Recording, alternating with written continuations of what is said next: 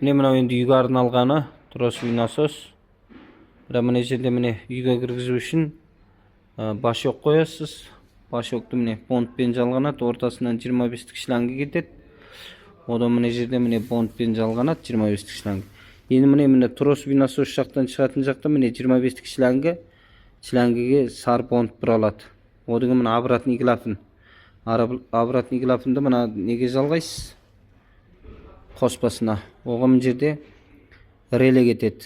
Болду. Осы аркылуу үйгө жалгауга болот. Эми мына жерден үйгө киргизүү үчүн мен мисалы мына енді көрсөтүү үчүн гана мындай крайник койдум. Мына жерге негизи понт жалганат да артында утукпен жалганатын понт буралат да үй жакка карай жалгаса болду. Осы аркылуу енді үйгө киргизип алууга болот. Суу напору. Крайник ташканда суу кошулат да, мына жаптым крайникти. Башок сууга толот да, реле жумуш жасап токтойт. Мына токтады.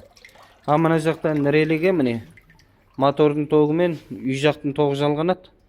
Болду, осы аркылуу үйгө киргизе берүүгө болот.